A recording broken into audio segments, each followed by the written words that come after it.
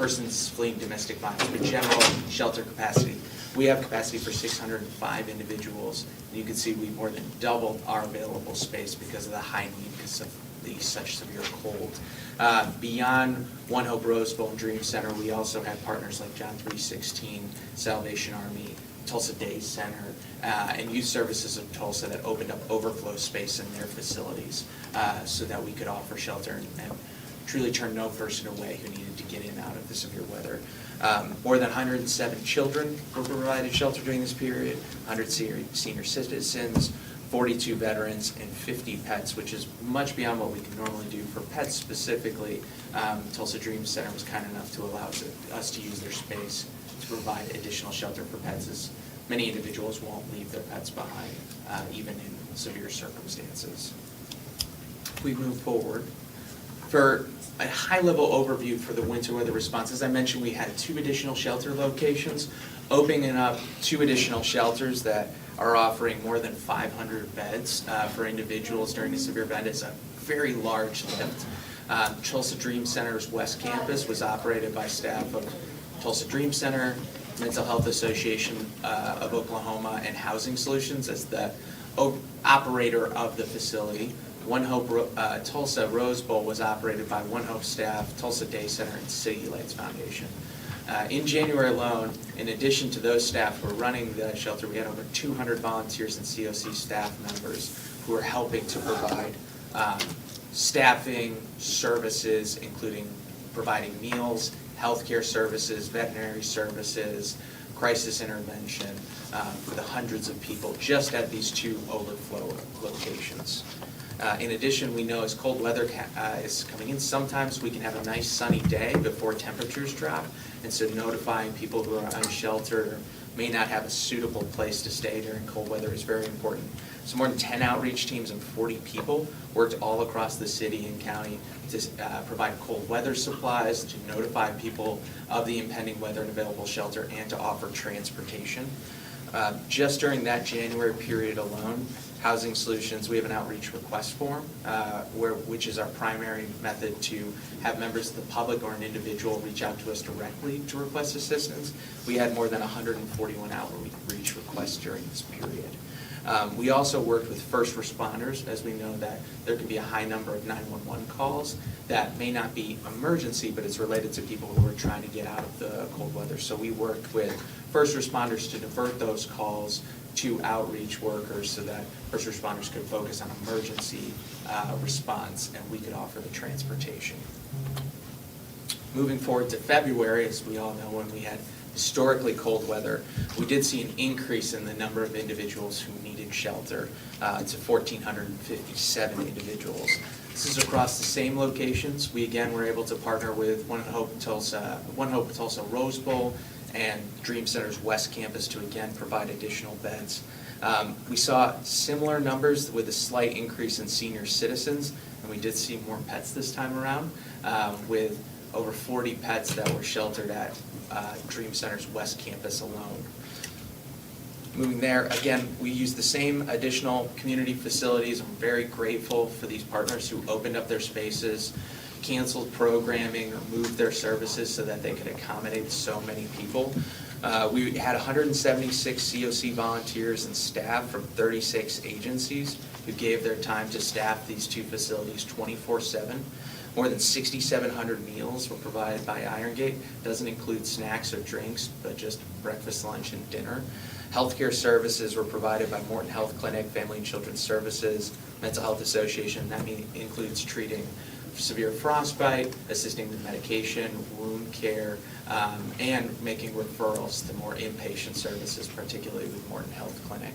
Again, veterinary services, we're very grateful for the assistance of Tulsa Animal Welfare and Skyline Animal Hospital. They provided on-site veterinary services, including vaccinations for our animals during this event.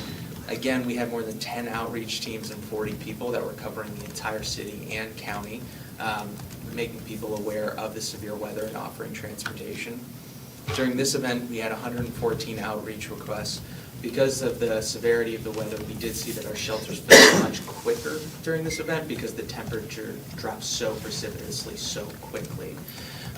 We again partnered with first responders to divert transportation requests to outreach providers.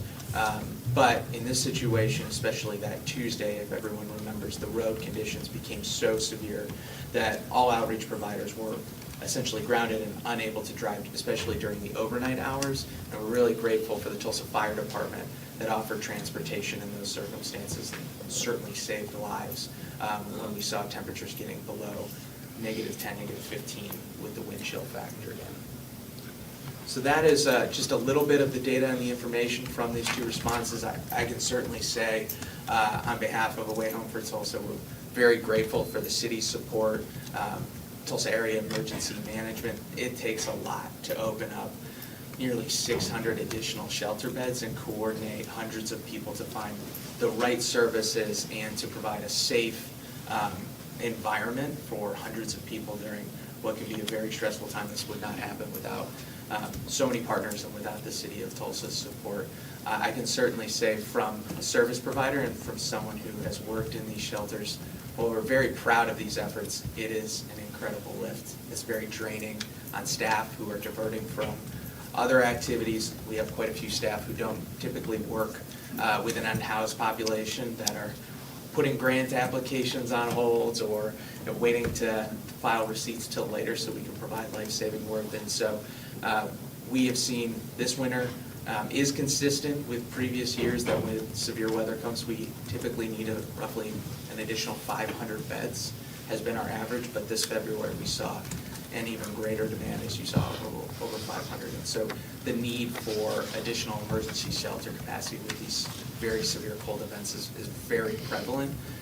And on behalf of social services providers, we struggle to do this once a winter, but doing it twice for a week-long, 2-week-long periods is a really big drain on not just resources and funding, but staff and manpower. As you see, more than 175 people were involved just to staff these 2 additional facilities. So it is a challenge. We're very grateful for the support. We're very happy that we were able to save so many lives. As far as I know, I have not received any confirmation of cold weather-related fatalities during this event in February, which I think is incredible, given the severity of the cold.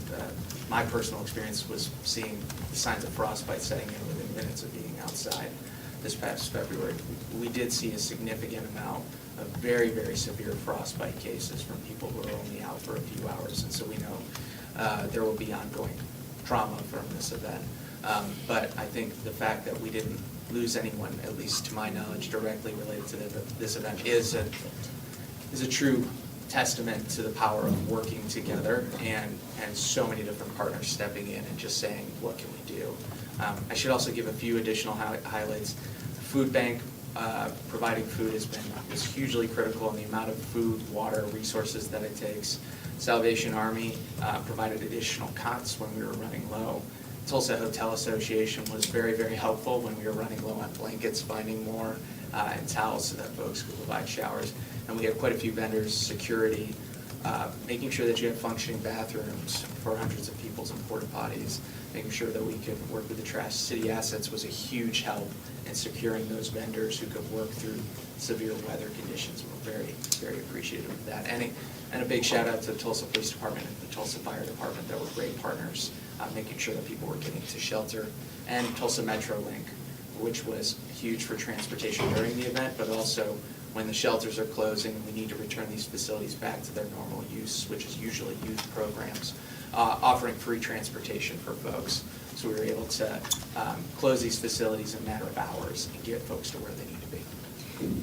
The city took a little bit of a different approach this winter, and knowing that we don't have a shelter designated for emergency weather yet, and the city contracted with Housing Solutions Tulsa as the primary lead to do all of the coordination. So the city said, you know what, let's have the experts do this work. They do it very well, but how can we create pathways that alleviates some barriers for the outreach teams, for our partner agencies to do this work. So as Mark mentioned, City Assets was played a key role in helping Housing Solutions secure bathrooms, trash, lighting, getting Rose Bowl, what they needed. Animal Services played a key role at Day Center as well as Dream Center West in getting pets vaccinated, getting those pets what they need. The city worked very closely with Tulsa County in ensuring that some of the roads up to Dream Center West can be hard to navigate with weather, with snow or ice on them. So we worked with the county ensuring that those roads were treated so that outreach teams could make those drives back and forth. And then Tulsa Fire, it's been mentioned several times, but Tulsa Fire and Tulsa Police Department making transports.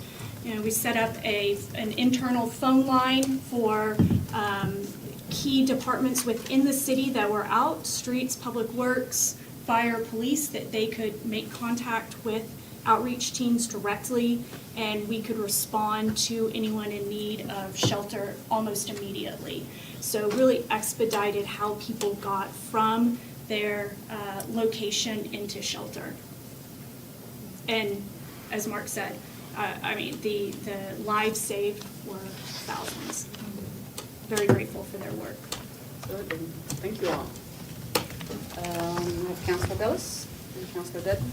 Yeah, thank you for sharing all, the lift that I know it took and the burden that is on both city and then all of our nonprofit partners. I know is immense, and obviously, as you've said, the result of that was so many lives saved. So it's just so critical. I think it's such a moral responsibility of ours to take care of the most vulnerable in our community, and this is the time when it's most needed. I'm curious about just kind of just 2 or 3 things. Knowing that we've had those 2 events, I know it's about to be cold again soon. Were there certain shifts you all made between what was done in the first severe weather event compared to the February one? Because I know you mentioned about things the city was doing to streamline, or I'm just thinking through those lessons learned, since especially you had to operationalize this whole setup twice, fairly back to back.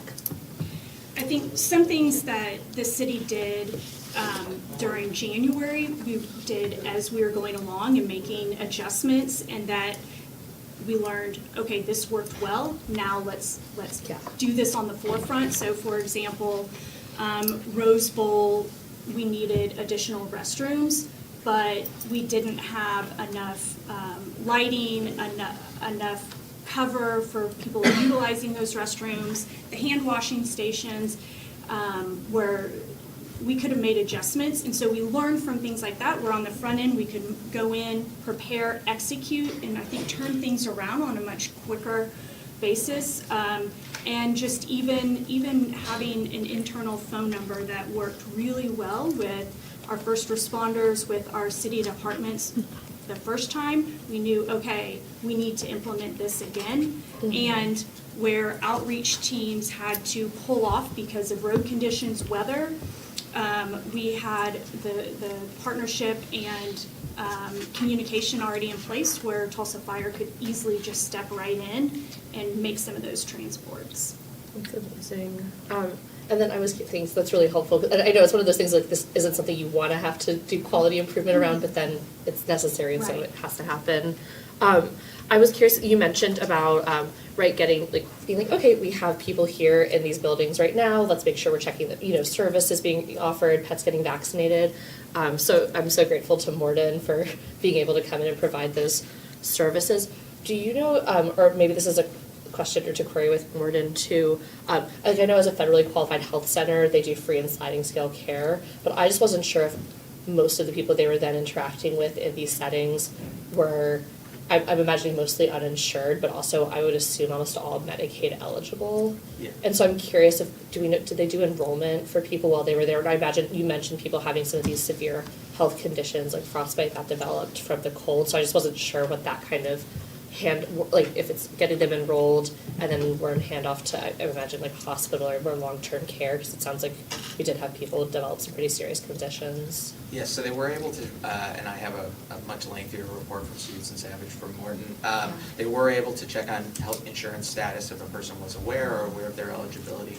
There's no one who was denied for services. They did do referrals to people to come to Morton for inpatient services during the event and post the event. They even had one person that they partnered with the Tulsa Day Center who needs to be placed in a nursing home. And so that's a longer-term process, but they worked with the Tulsa Day Center to get that process started.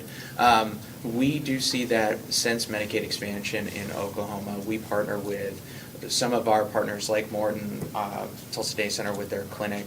We also work with our certified community behavioral health centers to provide outreach like Family and Children's and Grand.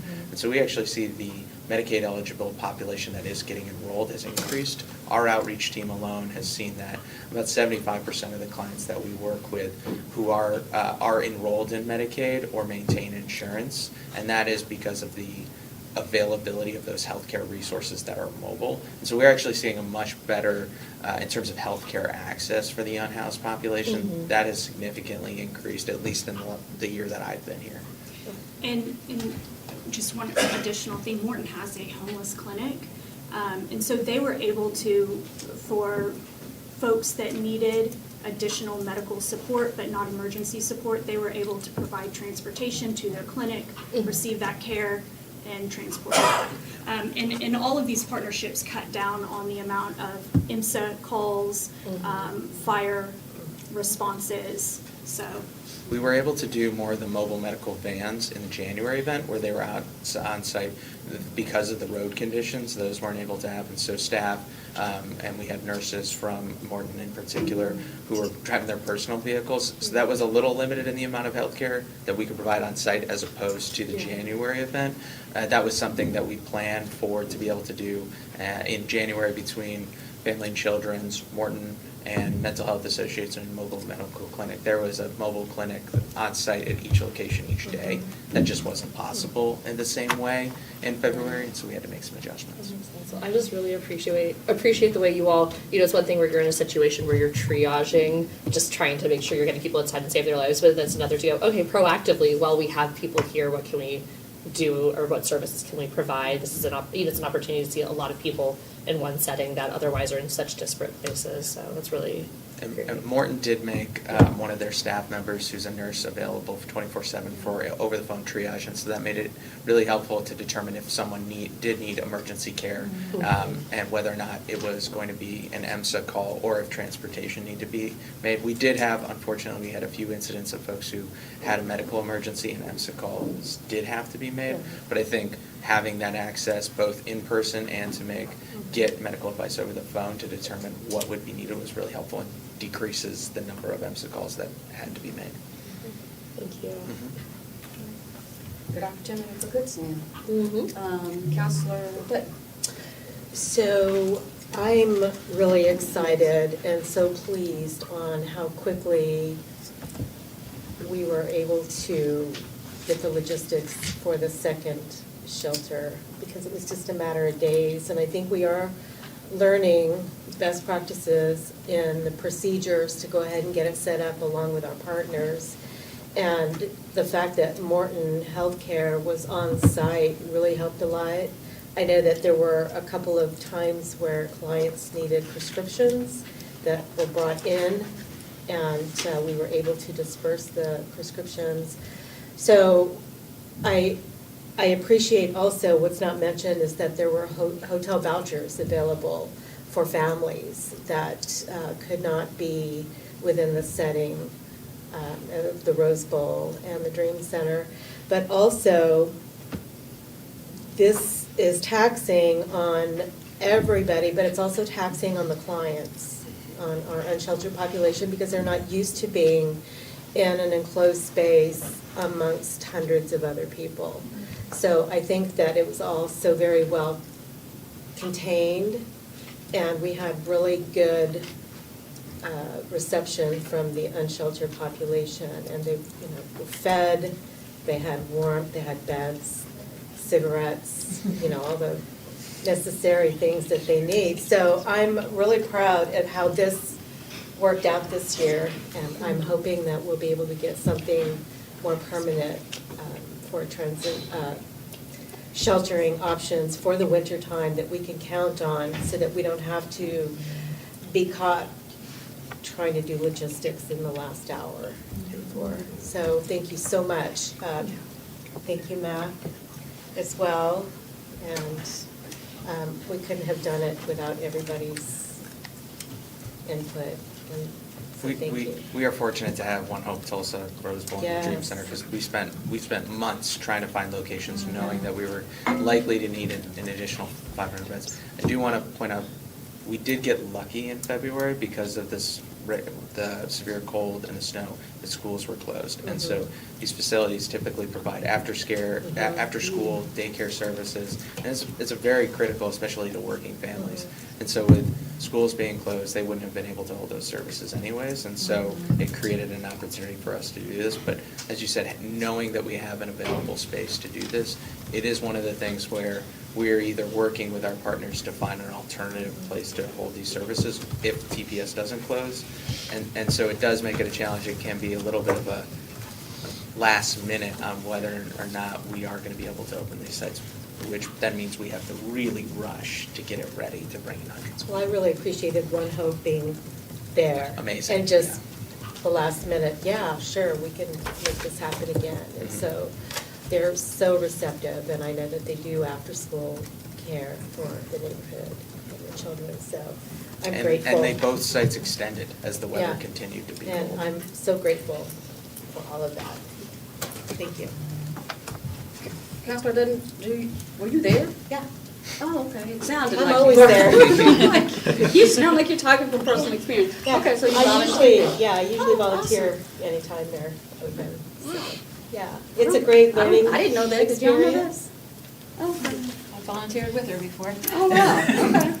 Yeah, you make me feel bad, okay. It's a great learning experience, I I'll think. come in where we can. Yeah, and I think that everybody should do it at least once, just to kind of get a real good Well, remind us feel. next time. I will. I'm childcare, I will. You reached out to me.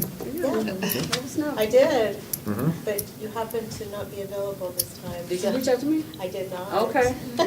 Sorry. We'll make personal I think calls. These were very selective invitations. That's what I'm hearing. Y'all come. All right.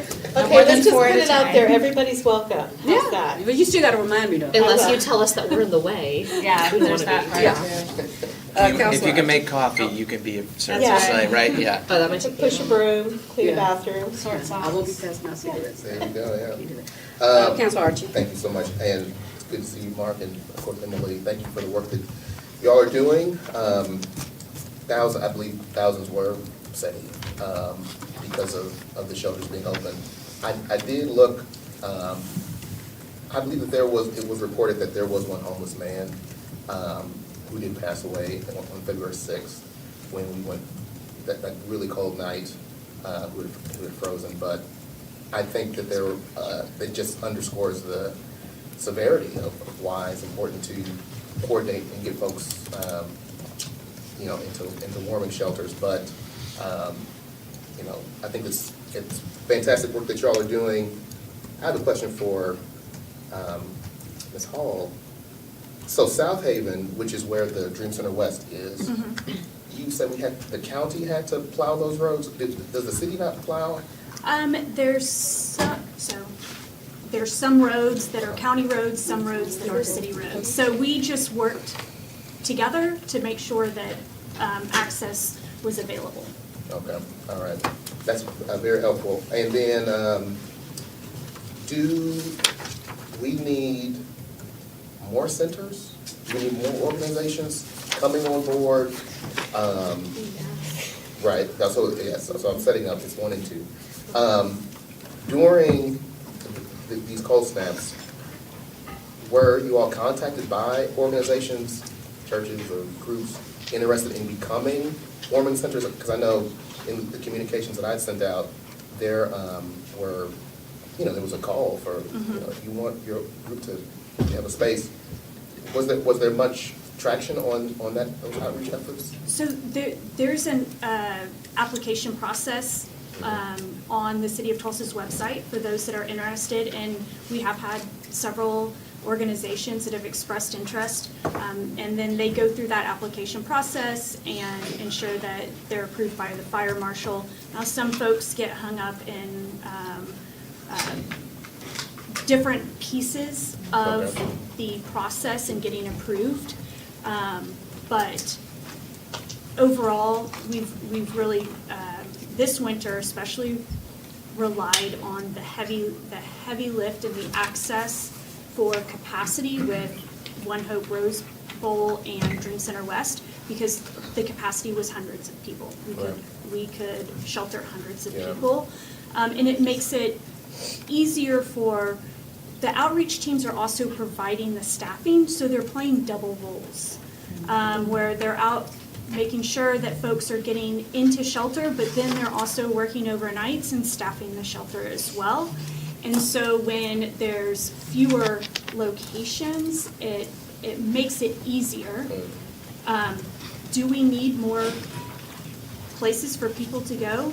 Yes, because we're just talking about our unhoused population. We are not talking about our housing, our folks who are housed, but who may not have heat, who may not have electricity, and who are in need of warmth, but there's not locations for them to go. So, trying to address that Yeah, as well. I just wonder if there's, if while organizations are going through the process, if there's like one or two main things that do hang them up, is there a way I or anybody else, we can resource them to kind of overcome those barriers? I understand what you're saying, we don't want 10 people here, 12 people there. It's great to kind of concentrate them. But just trying to think through how can we Sure. activate partners that may want to get involved. Yes, definitely open. There is the application process, and organizations can very much apply and willing to help and facilitate that process. Thank you so much. Okay. Counselor Dr. Wright? Thank you. That's the line of inquiry I was going to go through. So we know that One Hope and the Dream Center are always kind of the ones we look to. Thank you for illuminating the fact that because the schools were closed, they were able to. That causes concern as well. And so I know over the years, even previous to Mark being here, Emily being here, Travis was involved in it. Before that, Becky Glico and Tyler Perrette were involved in trying to get our faith communities and our other private civic spaces that might have a gym and enough bathrooms. Like, there are some specific needs. The fire marshal piece is another one. So I think if we could get kind of like that punch list of what needs to exist, then when we're holding town halls or neighborhood meetings or whatever, maybe we can try to have those conversations. I mean, would you be surprised that lots of churches are not flinging their doors open to welcome in people in a disaster, right? It's for lots of different reasons, but I would just say I don't think there's, all these people lining up to be like, we want to be the ones. But I think if we could help educate like what's required from not just facilities, but they also need to recruit some volunteers, right? They can't be discriminatory. Like, there's some things in place when the government dollars are involved. The other issue is pets always, and I think did we run out of space to accommodate pets? 'Cause We did not. That's great. Very crowded. Yes. No. But with that comes always a need for more crates and for blankets and all things that like the pets need and the people need. So the one thing that I would, and I'm not looking at you guys because you're the ones that are making it go, but that we could be responsible for is not wait for the crisis. Do the crate collection when the weather's good. Yeah. Because we know that there's gonna come a time where the weather's not good. And as I understand it, those crates oftentimes go with the pets, or, I mean, we don't always collect them back to use for the next time or store them, right? It's kinda- We have this time, yeah. You did? If- Okay. If it's a durable, like the metal crates, if it's one of those plastic ones, then sometimes they don't make it through Right. the event. So we have, and we're working with TEMA actually on storage. So Okay. we have all the. That's good. With TEMA, we've actually delivered all the cots back to TEMA, and those have been cleaned. We do have the crates that have been set aside for storage. What we learned from this experience is that many of our partners did stockpile warm jackets, warm clothes, Right. blankets, clothing. We went through much of that in Yes. January, and so in February, we were really running low on supplies. And we have had actually, especially during the fall, we did a very significant push to sign up more shelters. The most significant one with churches is fire code. And so even though a church may pass the fire marshal, but if they don't have appropriate exits or sprinkler systems, then we have to have fire watch, and it's a very, very expensive. And so that has often been the number one block for churches. The second has been staffing. Many churches have provided shelter in the past, and they've really learned the lesson about how to set up a space and how to staff it. And so for the Away Home for Tulsa, when we, our like housing solutions staff has been dedicated to both the coordination, outreach, working with 911 and working overnights. If we have 6 or 7 facilities, there's no way that we could commit to that partner, that we could staff it without something like being able to hire additional temporary staff or something. So that has been the two challenges that we've seen, is that fire marshal, and this is not blaming the fire marshal. Sure, We have to, you just have we have to have a safe standards that set. have to be Everyone met. has to stay safe. It has to be a safe setting, Yeah. absolutely. Yeah, not blaming them at all, but just some buildings are not designed to the level that would meet a fire marshal standard for offering multi-day shelter. And then most of the churches that we have worked with in the past, they've had challenging experiences and sometimes like wear and tear on their property that is significant. And so what we've seen is that some of these facilities, Tulsa Dream Center, for example, are having a large congregate space with access points that are manageable but also safe, having access to a shower facility and being able to accommodate pets and it's in a location that could be more accessible. It's tough with those roads. That's really the ideal, whereas sometimes just, moving all the pews out of the way to be able to offer shelter. A lot of churches don't have showers. Some do, but not all do. It's challenging to convert different types of buildings for these There are types of some things. bigger churches in town that have gymnasiums and things, and so I wonder if we could kind of get this list. Yep. If we know about them in our community, we might be able to have that conversation. The other question I had about was the hotel vouchers. Was that outside of the regular voucher system that we're using, and how did those get funded? So organizations, in the January event, we did see a small but a number of families with children where, so how we have worked is that we have triaged when there's a family with children, that we have made sure that there is space for them to go into a shelter that accommodates families. Salvation Army, Tulsa Day Center when they have space, Tulsa County and their family shelter. In January, we did have a small number of folks that those spaces were full, and so organizations used private dollars to provide hotel rooms. We were fortunate in February, we did actually not have that experience. We didn't have any families that showed up, and we did not have an existing shelter space. We even reserved some spaces with the Salvation Army. So slight change in terms of family need. Some of those families that came in January are now connected to case management, and we're working towards permanent housing. So that was lucky. The number of families and children that we see in January, it was a small number, but it is a concern because the Rose Bowl and the Dream Center is just not the appropriate environment. Sure. So I would say the hotels was privately funded, and we really tried to avoid that as much as possible, because one of the lessons learned is, one, it's expensive, 2, people get spread out, and so making sure that we're providing food and services and making sure that it's a good environment becomes extremely complicated. And if we get into the situation where power, water, any of those become impacted, relocating people from multiple locations is really, really difficult. And so having 2 or 3 congregate facilities that can kind of accommodate the need is really helpful just to manage. But I don't think our hotel need was as significant, and certainly Housing Solutions, as we learned from 2021, relying on hotel as a shelter resource. Hotels is not the best. And it was outside of the emergency what is that thing called, Emergency temporary housing, yeah. Okay. Yes, separate. This was just strictly for that time period. Just the Yeah. that weather event? Mhm. Okay, thank you, and thanks for, every time we do it, you learn more, it's smoother, it's, but always difficult, and I know, and I just want to say this, I know it's hard on the last day for everyone, especially your staff. And I hope we get to a place where we're not having those days. Counselor Bingo. Obviously, I think we're all in agreement and having gratitude for the work that y'all do. I just wanted to ask a question specifically about your outreach team. So when you made contact with folks, was there an assessment of their environment, or was this, when we make contact, you're going to a shelter? So our outreach teams can't compel, but how it typically works is we will do outreach, depending on how we know about the weather, for 3 to 5 days in advance, notifying people that cold weather is coming, that there will be shelter. We'll bring things like blankets, socks, stuff so that people can prepare, but if we know where people stay regularly, it's letting them know that the weather is going to get very cold in a few days, we're going to come and get you.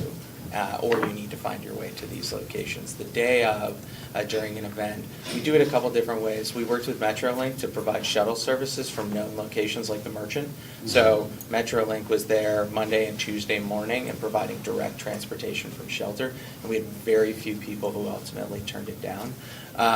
We do have some folks that initially will say, I think I'll be okay, I don't feel good in that environment, I know you said I can bring my dog, but they won't go, and so our outreach teams will flag the individuals who have said they're not ready to go, and we will usually circle back within 3 to 4 hours with another person saying, are you ready to go yet? Are you ready to go yet? So that really, any person who did not go into shelter, I can say fairly confidently, was contacted multiple times and offered. And that's why we had so many people who were in shelter, because we had people coming in Monday and Tuesday throughout all hours of the night until the road conditions got really bad. But Let me ask compelling you this. people, outreach workers are not able to. Yeah, so let me ask it a different way. Okay.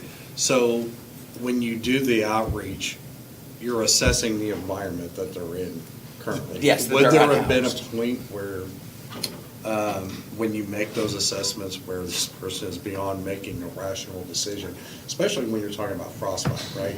Is it, when you get into that point, you're definitely within the range of freezing to death, right? So my challenge is would there have been a threshold where you no longer have the choice? So in some circumstances, we have had to call 911 because a person is clearly in a medical crisis. There are some folks that our outreach teams can assess that they may not be in a state of mind to make a decision. In those circumstances, it is becoming, we are getting to the level of category that a person is a harm to themselves or others, and being able to make that determination. There is some legal thresholds there.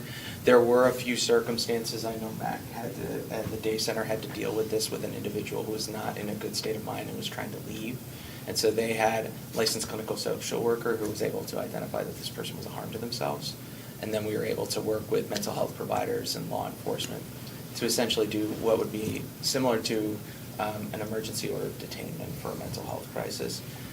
Meeting that threshold is really challenging. There's some documentation. It does happen on occasion, but it can be very difficult to determine whether a person is in a compromised mental state or physical state, or when they're just refusing. It can be a hard assessment, and not all of our outreach workers are trained mental health professionals or licensed clinical social workers where they have that specific ability. That is something we're partnering with organizations like Family and Children's Grant Mental Health, where that is their focus, is where we do coordinate, where we have an individual who, they may have an outreach worker from Be Heard. They can reach out to us and say, this person doesn't seem to be in a good state. Do we have someone from a peer recovery specialist or a mental health specialist from Family and Children's that can go out and make an assessment? Perfect, thanks, Mark. Yeah, but it is, you point out a difficult middle ground sometimes. Yeah, because I am challenged, if we're talking about saving lives, there needs to be a threshold at some point where you're making that assessment of environment and individual, where even if that person is lucid, right, and can cognitively understand the situation, at what point does it become detrimental to them as a human being, where you just have to say, you no longer have a choice here, because your environment isn't safe to you. At some point, we're going to be coming to pick you up in a different way. And in those circumstances, we would typically need law enforcement to be able to do that, to Okay, compel. and you didn't have any of that during this last event, right? I don't think so. There probably were a few circumstances. I can't think of any off the top of my head. We did have a few circumstances of individuals who were in the shelter or who were were claiming they were going to leave the shelter, who were in crisis, that we did have to work with COPES and mental health partners to transport them to a different facility or offer them different assistance. But from outreach, I can't say specifically. All right. Thanks, Bob. Council Gibbard? Yeah, I don't want to ask, I mean, some of the questions that I had have already been asked, but I just want to make it clear that also with the asking, churches and other facilities in our own districts to help out, having that punch list available would be fantastic. Sure. Because we all want to help as much as possible. But then we also have to take in consideration the occupancy level of how many people are allowed in a gymnasium, how many people are allowed in a sanctuary if we move pews, just to make sure that everyone has ample egress. Yep. So I don't want it to fall on the fire department for saying, no, you can't stay here. It's just that we want to make sure that everybody stays safe, and especially if something were to happen in the facility, that everyone has a safe route out and stay safe. So, but I just want to say thank you. Thank you for doing what you do. Thank you for the teamwork, getting everyone together in such a timely manner. Because, I mean, when these weather events happen, we only get this much of a window, especially in Oklahoma, that is coming down. And who knows that it's coming? I mean, it may be predicted, but it may go over us, it may go under us. So there's no determination if it's going to go right through us. So, but when it does, you guys are always prepared. And I appreciate you guys making sure that the most vulnerable are safe and warm. And, looking forward to making sure that we do have these facilities lined out. And you guys did an exceptional job, but looking in the future to making it even more exceptional in the future so we can keep these people safe. Thank you. Thank you. Council Bellis? This was just a resource I was going to mention, just as a last quick thing for future reference that just came to me yesterday, which is, this is going to sound funny because it's going to be such a throwback to a Councilor Fowler effort related to shopping carts. But there's currently, I know, you're about to be like, where's this going? I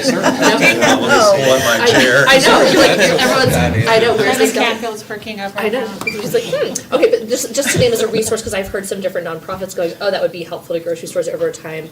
I was talking with Reeser's corporate office out of Texas yesterday. They keep updating me on shopping carts because Councilor Fowler. Anyway. Your working group.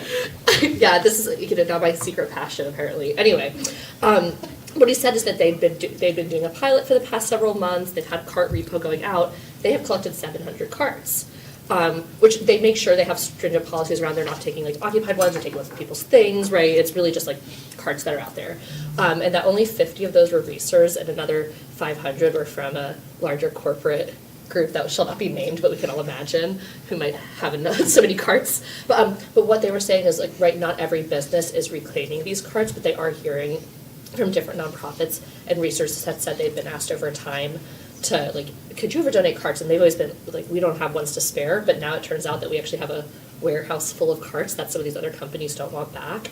And I can imagine how helpful that could be. I know the food bank apparently had expressed interest just for physically moving materials when you're assembling or rapidly doing things at some of these sites. So I just wanted to name that we actually have like, if that would be helpful, knowing that you have to set up and take down and that these are actually like useful containers.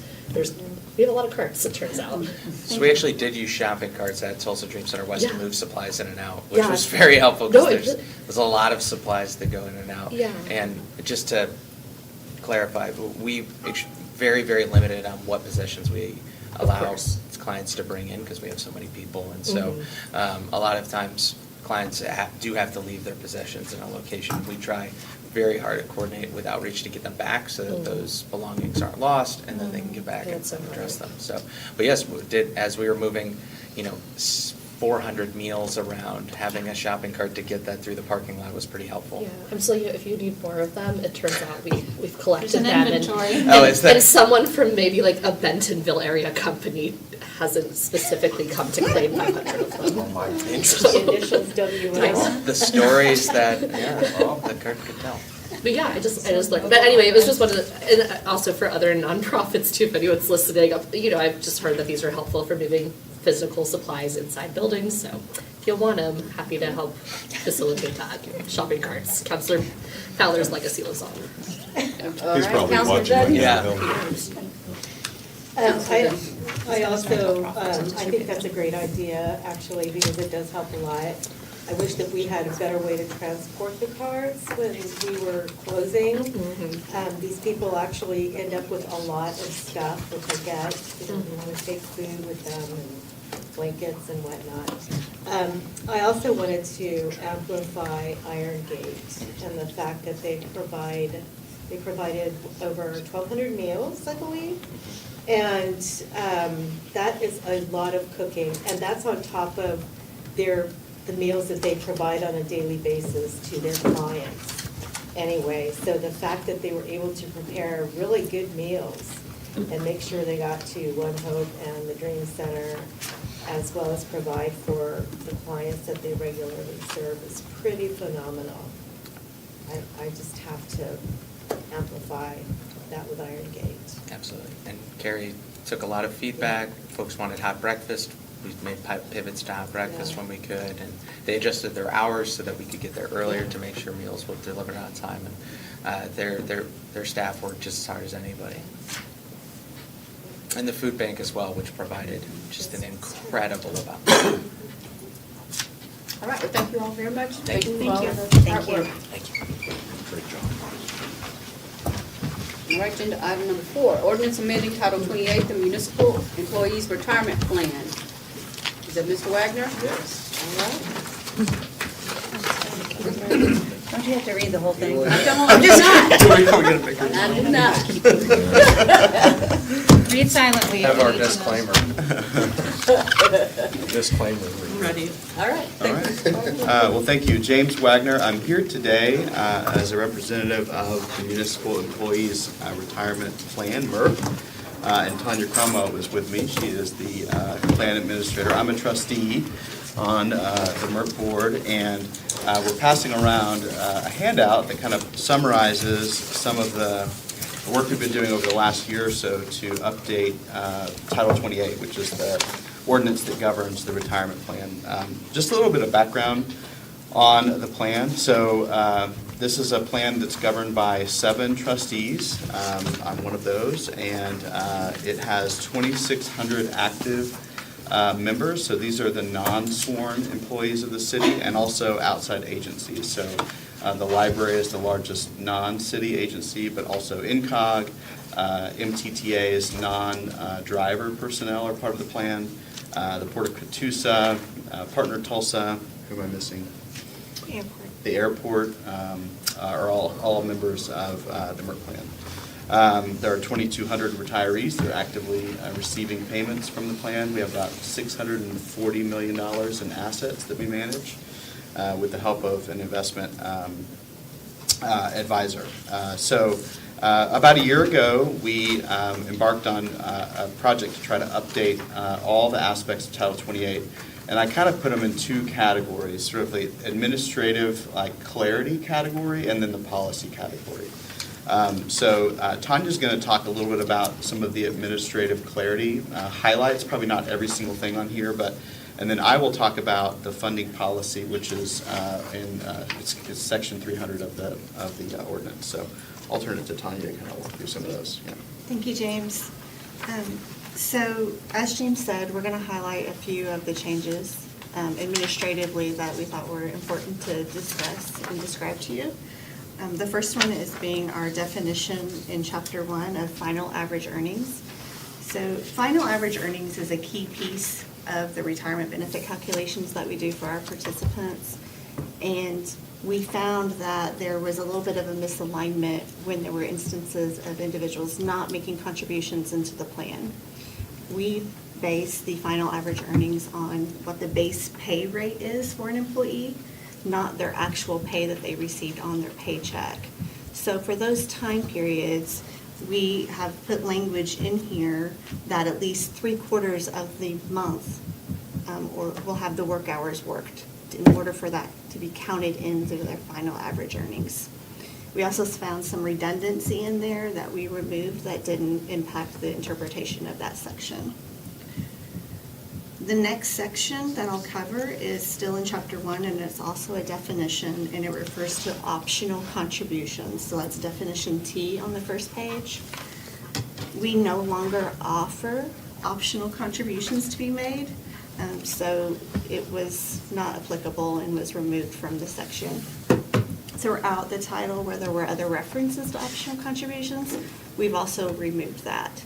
So years ago, when there were participants that had made those optional contributions and they retired, there was a benefit calculation included to increase their payment from MERP.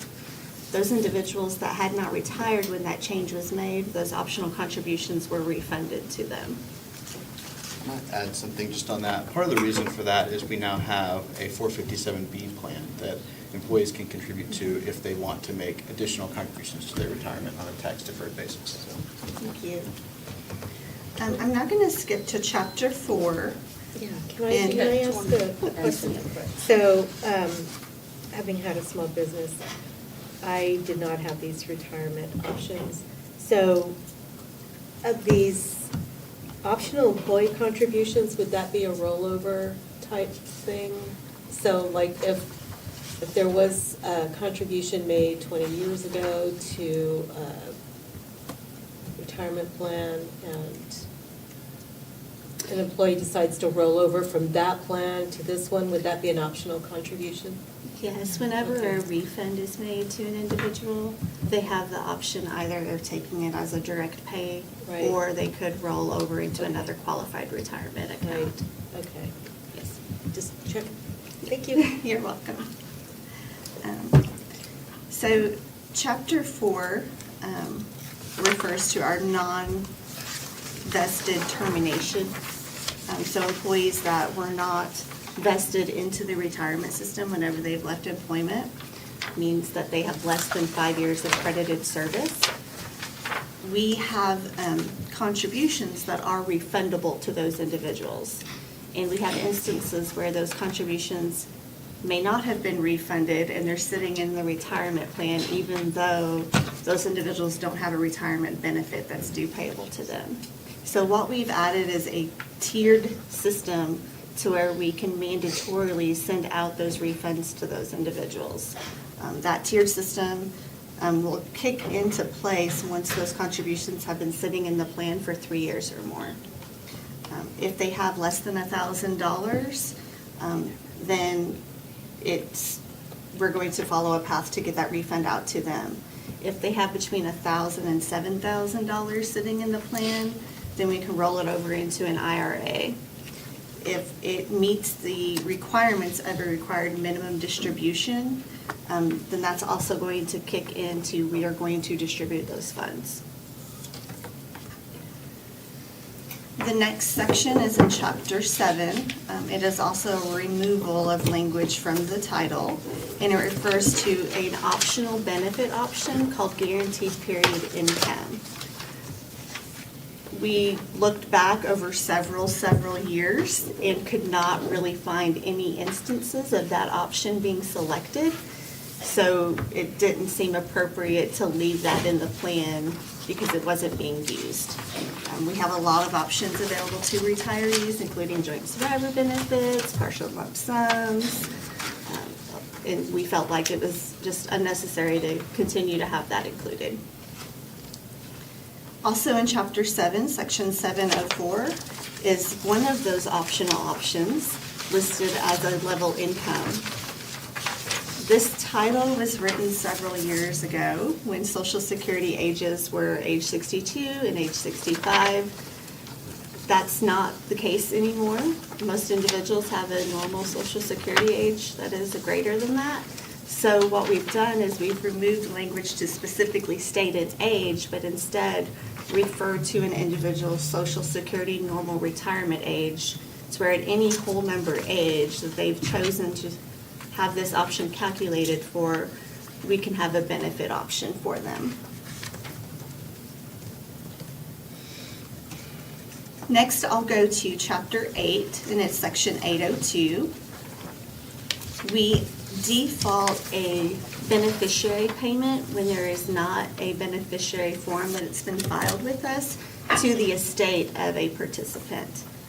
We're trying to line this section more closely with what other retirement plans do, and that is they create a default for the spouse. So our primary default will now be to a spouse, and then if there is not a spouse or something has happened to the spouse, it will default to the estate. So we've just added another level there to primarily pay the spouse the benefit. Section 1000 in this title has already been approved. It's gone through council and mayor, and that was updated to add a trustee from our outside agencies. As James mentioned, we've got several participants in the retirement plan that are not city employees. Approximately 600 of those, 700 of those that James mentioned as the total are the agencies. So we created a seat there where they can have a spot on our board. And that is all I have to discuss, so I'll go ahead and turn it over to James so he can discuss the funding with you all. Any questions for Tanya before we cover the funding part? I had one quick clarifying one. When you mentioned for Section 704 about the ages that had been previously listed and updating those to be more aligned and those being outdated, was that those specific ages what has just been happening up until this change, or have we been, like, I was just curious, or have we been doing more of like traditional retirement ages since we're just catching up with best practice? I just wasn't sure what was being actually implemented. So an individual retiring could only select, I want to retire before the age of 62 and make an adjustment for when I reach age 62, Okay. because age 62 is my normal Social Security retirement age, or for 65. Okay. So very low utilization, because a lot of individuals have the Social Security normal retirement age around 67, you know, in ranges and months. So now we'll be able to do calculations based off in age 67, where before we could not. Okay, thank you. I was curious about kind of that utilization versus the shift. Thank you. So on the funding side of this, I wanted to give just a little background, and then I'll talk about what the changes are. So every year, we receive an actuarial report that gives us sort of an idea of the health of the plan. We made a change about 10 years ago where we said, okay, the unfunded liability portion of the plan, we're going to close the amortization period. So think of it like a mortgage. So over 30 years, we're going to pay off the unfunded part of the plan. So we've been plugging away at doing that, and we now have about 16 years left. So around 2040, 2041, the plan will be 100% funded if there aren't any other kind of drastic changes in the underlying assets. So the way we're getting there right now is that the city is contributing 17% of payroll to the plan. And also those outside agencies, they have to meet that standard as well. And then employees are contributing 8%. So a total of 25% of payroll ends up going into the retirement plan. Today, we're at about 68% funded. And again, we're on track to be fully funded in about 16 years. So the language that we're modifying in the plan, so right now there is a floor of 11.5%, or what the actuary says we should be putting into the plan, whichever is the higher amount. So every year, if the actuary says we need to be putting in more, that's what we're doing. We're following suit, and it's included in the budget that you all receive every year is what we need to be doing. So so that part really is not changing, other than we're increasing that floor to 17%, which is what we're doing now. But what we are looking at doing is, right now it says that you have to continue, the employer has to continue to contribute at that level until the plan is funded at 120%. So basically 20% above the liability. So that is, far any kind of exceedance of what you would normally fund a plan like that. And in reality, what I think most plans would do is they would fund it at 100%, which basically just means that now you're maintaining the existing liability that you have for the long term at a lower level. So you're not paying off that unfunded liability anymore. And so we propose changing this to that until we get to the 100% funding level, we keep the foot on the gas. So essentially, we keep funding at 17% or that higher actuarially determined contribution level, whichever is higher. And then once we get to 100%, then each year we can gradually back down the employer contribution until we get back down to what's called the normal cost, which is essentially just the cost that it is to maintain the plan at its current level, which right now is at about 12%. So right now it would go from 17% gradually down to 12% each year, 1% at a time. And then if there was ever a situation where the plan was to be under 100% funded, then we would have to increase it up to 2% per year. So sort of putting in some parameters around how quickly you can reduce the contributions to the plan, but also how quickly you'd have to ramp them back up if conditions change or the underlying assets changed, such that you'd have to increase the funding to the plan. So that's essentially the change, is changing that 120% to 100%, and then allowing that gradual decrease over time. Again, we're not even anywhere close to this. We're talking 2040, 2041 before we get to that point. But we thought, since we're updating this plan, this would be the time to reflect that into the changes. So that's what we have. That's basically it. All right, questions or comments? I'll be really old. Stay till 2040. Thank you for your presentation and expertise. This is, I'm just in a learning mode right now, but my question is, I'm just going to read it. In reviewing and revising this plan, was there any collaboration with the Municipal Employees Union? Or do they have feedback as to these? Or is there any sort of connection? Yeah, not formally. So we do have employees that sometimes will attend our board meetings. Our board meetings are open meetings. They happen here at City Hall every month. And actually, we did have an employee of the library that came, and we were looking at making some changes. And one of the times we went through all these changes, they said, no, we want to keep that plan. I can't remember which one that was. Level income option. Yeah, so we took that feedback and incorporated it in, but not any formal, I guess, not anything formal with the union specifically. Yeah. Okay. That's my question. Any other questions, comments? All right, thank you. All right, Oh, thank you. Did you say what amount we're putting in?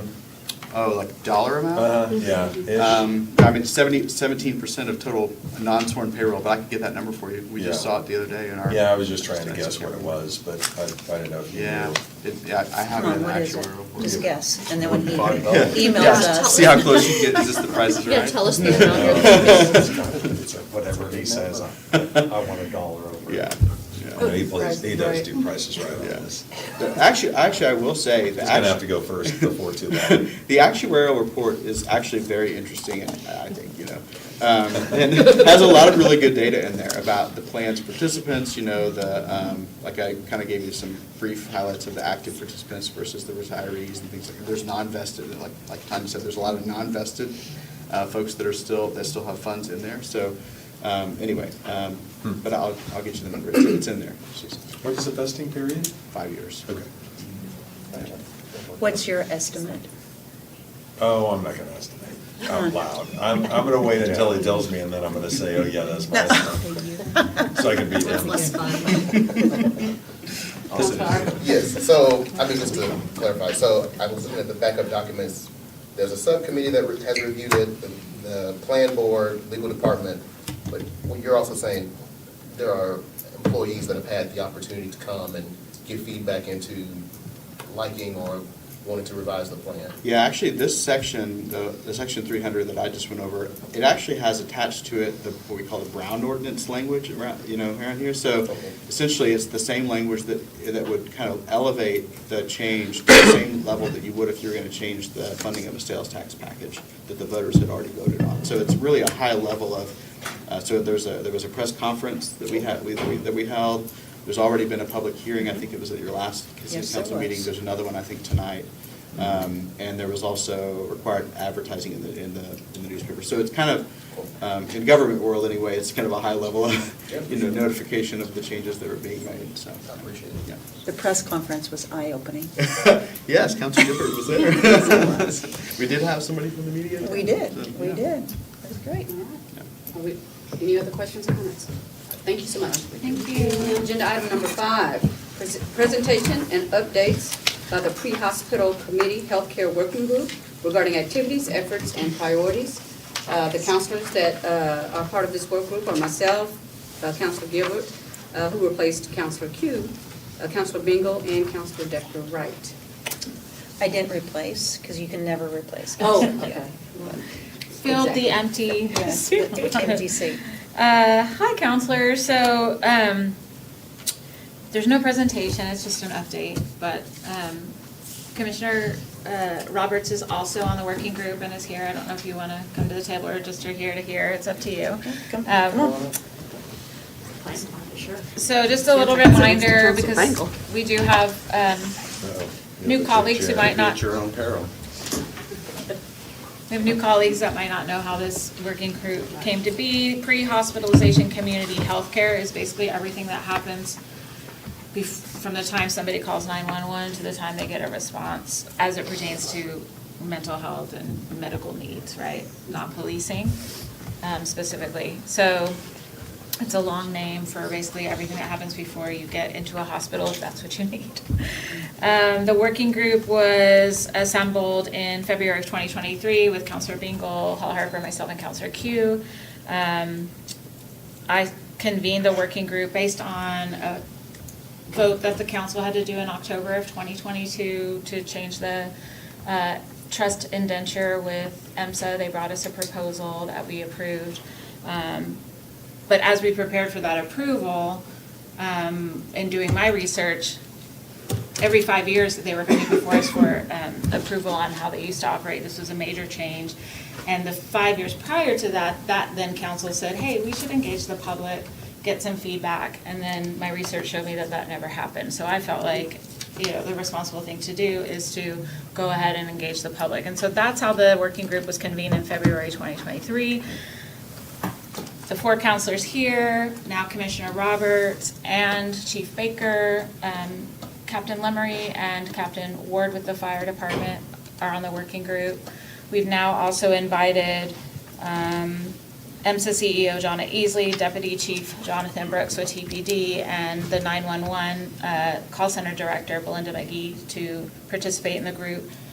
When we first launched, we were meeting weekly. We are now meeting once a month, I think, until we need more. But the main accomplishments to date, in fiscal year '24, we were able to double the fire department's budget for medical supplies. They had not been updated in over 10 years. And obviously the cost of everything has gone up. So we were able to get that done. And then we were also able to request in the fiscal year '24 budget, $150,000 to be set aside for a request for proposals for an outside consultant to come in and look at the current structure of the pre-hospital system in our city and to engage the public as a third party on their interactions with the system, their expectations of the system, and where there's successes, challenges, and opportunities for improvements. I'm happy to say that now with Commissioner Roberts on board, she is carrying that forward for us, for the administration. And so we met last week to kind of do the final talk through of what the proposed request for proposals looks like. We previously, under Mayor Bynum, were working with Annie Drury in the Office of Performance Strategy and Innovation to craft the proposal. with all the changes in administration and staffing, we kind of put pause from November to January, and now Commissioner Roberts is taking this across the finish line and getting it out the door for us. Just so you know, the $150,000 we think will be divided into two buckets, $50,000 for a first go-around of engaging the public and the stakeholders, and then we'll have a reserve to do the second go, which would be, how do we improve the system, what are the recommendations? And so that's kind of what we're looking at. Sorry, I'm looking at my notes here. Also in fiscal year '25, the working group, born out of the working group's budget retreat request, if you'll remember back, we asked for a staffing change at 911 to have the fire department have their own dispatch. What we got was two new positions funded at the 911 call center, performance management specialist and fire training coordinator. As I understand it, those job descriptions have been written, but they're like still in the recruitment and hiring process. We also at that time had requested to pilot the Good Sam app with the fire department, but that was not approved. But as you know, in the budget retreat just 8 weeks ago, I did share that Oklahoma City is now doing it with their fire department. I think it's something that those of us who went to San Antonio in October of 2023 think could be an asset for our community. And so those are just on the table still of things that we want to explore. So I think I covered everything. Oh, I did want to acknowledge that several media articles have come out in the last year about the work of our working group, and specifically the 911 data that hasn't been shared to date, but is going to be now that we're going to get this third party. And then also I want to acknowledge that the firefighters have concerns about dispatch operations and complying with the National Fire Protection Association safety standards, specifically 1221 and 1225, which are standards that set guidelines for emergency call handling and dispatch. And according to the NFPA, these standards ensure reliable communication and emergency response. And I just want to be clear that this RFP is not just looking at 911. It will be looking at all aspects of the citizen experience of Tulsa's pre-hospital system. And I also want to acknowledge that since February of 2023, a lot has changed in that pre-hospital system. EMSA is now training and doing direct hiring of paramedics. There's been a lot of changes to the non-beneficiary cities in the Western Division.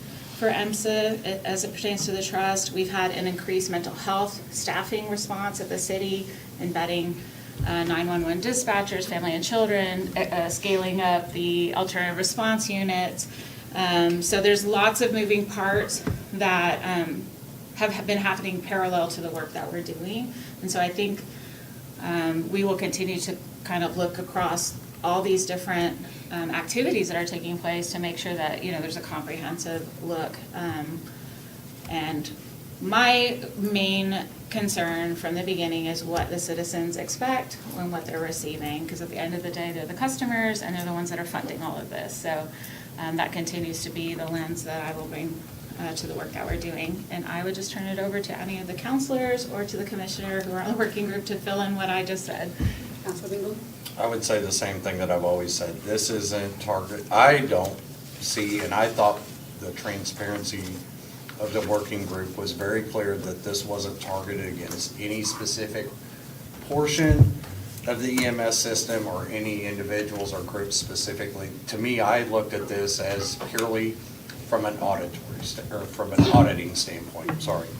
That if this is working the way it's supposed to, looking at some of the different programs that we saw in San Antonio, like you mentioned, Counselor, the Good Sam app, and now we're, you know, behind the 8 ball on that, and then being presented an alternative of, oh my goodness, the 911 app that we currently, thank you, Prepared 911.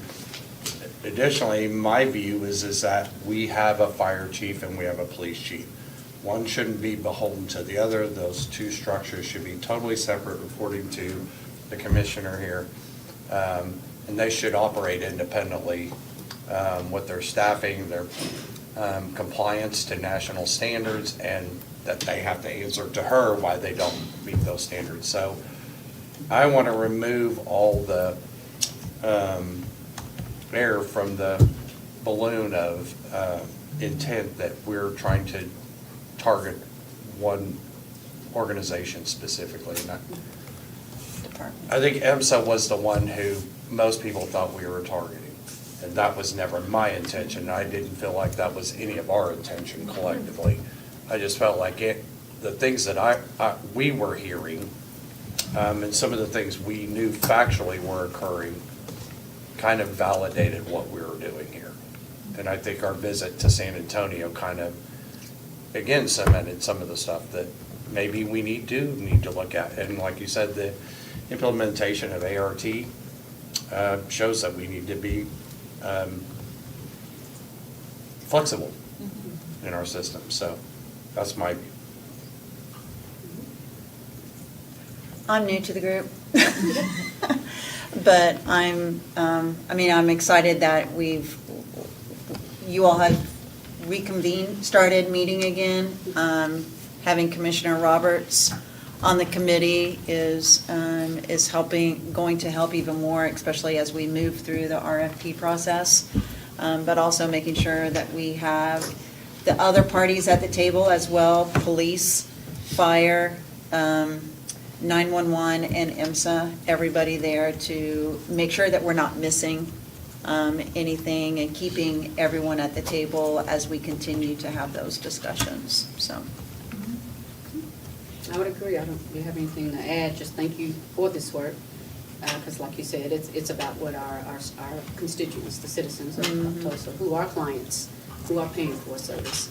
And I think it's good that we're having this comprehensive dive into issues. And I think it's putting us in a position where, even if numbers are satisfactory, we should always be thinking of ways to improve.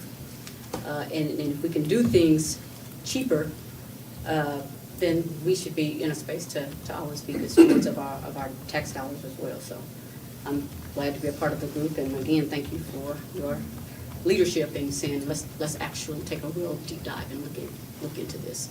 Councilor Bingham, then I'm going to ask for the And questions. as I was having a conversation with Counselor Lakin, casually, I said, from a citizen standpoint, the way our system works doesn't make sense to me financially. That a multi-million-dollar fire truck is the first one to the scene. Yeah. From a citizen standpoint, that doesn't make sense to me financially. To me, it's comparatively like buying a Ferrari and then using it to Uber. Uber. Or do DoorDash with. It just is incomprehensible to me. So if this is working the way it's supposed to, and it's a value and benefit to the citizens, then by all means, that should flesh out through this RFP process, in my opinion.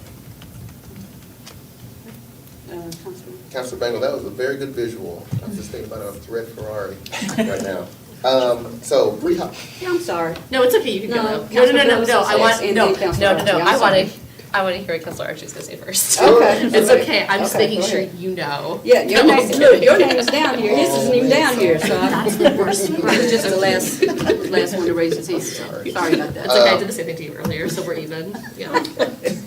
So pre-hospital working group, and this is just me being a newbie, there are 4 counselors already, so you can't have 5 because it would be quorum. Are there readouts, or how can I get better brief as to, this was very helpful, but just even if you want to go back. I think you could talk to Ms. Davis or Ms. Taker just to get maybe pointed in the direction of the other reports that we've given and the discussions that have been had. Great, okay. Yes, and also there's been media coverage too, so Google's your friend on some of what we've been doing. Absolutely. Just Google Kevin Canfield. Well, not just Kevin, but Kevin has He's the only paid one. close attention, which He's we the only do one here. appreciate. Okay. Councilor Bellis, because I know we're 5 minutes from 4 o'clock. So. Oh, okay, I'll talk really fast, which never happens. Okay, so, I had, I know, I it need could be another fast. 10 minutes to dark right process now. it. Oh my God. Okay, so I was curious related to, Councilor Directorate, you mentioned, it's been a challenge to get certain data sets, which I'm sure there's like myriad reasons for. I understand disparate data is complex. And you mentioned that the RFP would help facilitate that. But they'll still have to, like, whoever that vendor is or whatever that looks like, they're still gonna have to try to access the same data sets that this group hasn't been able to previously access. I was just curious what you, and maybe we don't know the answer, I'm just curious how the RFP could help facilitate that happening, or if we could get data prior to that RFP happening. I think we or- have a director who will compel people Okay. to share the data, and we have a Yeah. commitment from our partners at EMSA to already Because I know share I the saw data. stuff in the news articles, I'll just say it, like, related to HIPAA compliance concerns, but I know, or my understanding would be, and also someone working in public health who's familiar with HIPAA, that like, if we're talking about like aggregate data that's de-identified, that wouldn't be an issue, so, yeah. Okay, so we might be able to get it prior to an RFP.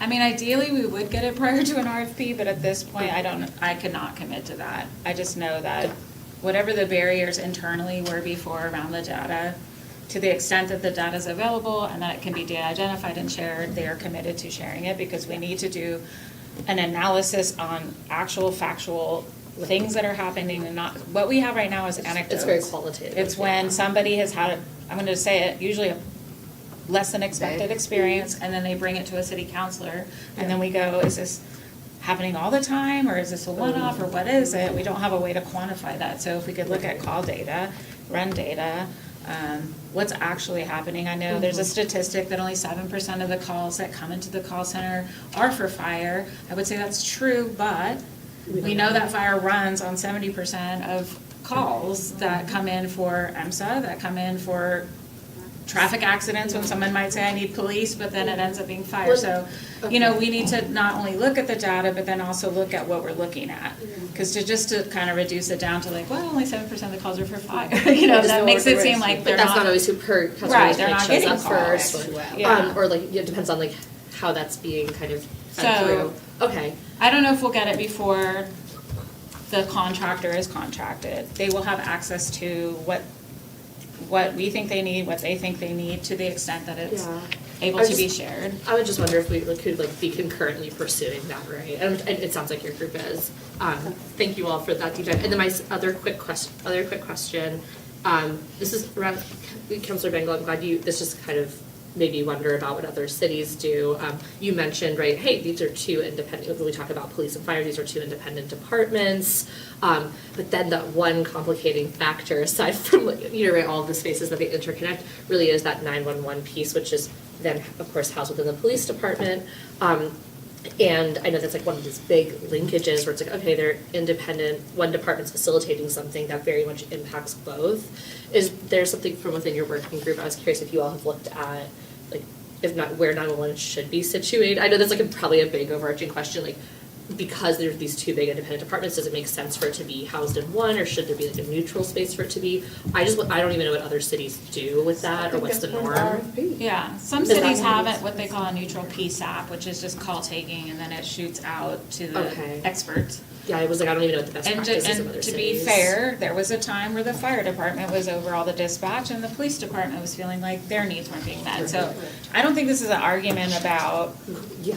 you know, who should be the experts. I think what I heard Counselor Bingle say, and I think some of us share the opinion, let the experts be the experts, and let's get the calls to the experts as fast as possible, because I do think that I hear from citizens, you know, in certain areas, they're not connecting as fast, or whatever the issues are. And again, if those are just in the context of the number of calls that are received, a very small percentage, then maybe we can drill and say, is it certain times of the year, certain times of the day, certain areas of town, like really drill in what the data is saying. I think Commissioner Roberts wants to say something. Well, I just want to add to that really quickly. We know that the RFP will probably give us some very clear recommendations on that, and Yeah. cities do it differently based on what their needs are, you know, and how their services are set up.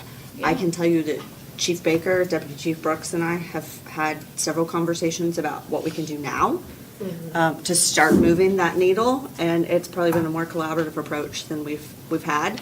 I get that feedback from both of them, and so to speak to your comment about my position, I think we're actually getting some good positive progress, and to help both agencies so that we can provide the best citizens, or the services to the citizens. It's Laurel the Thank you. peacemaker. Councilman Bishop? Just call me the PSAP, the Yeah. neutral PSAP. I just want to say, just to close this, and I'm sorry, I was going to close it, but now that you've raised your hand, to Counselor Bengel's Timing. comment, yeah, you knew what I was going to say. Bingo. To Counselor Bengel's comment about the red Ferrari and having it as an Instacart delivery service. When I call 911, I want a fire truck. Sorry, I'd rather have more hands than what's on an ambulance, even though, don't get me wrong, Oh, yeah, no. But, I I'm mean, great with sending both. right, Or I mean, ones. you're gonna have 3 to 4 bodies as opposed to an ambulance only having 2. So I would much rather have more people coming at me if I'm in a medical emergency and helping me, so. Yeah, but there's also some Councilman Dunn had portions an around addition that, to that. that portion of the conversation Yeah, about.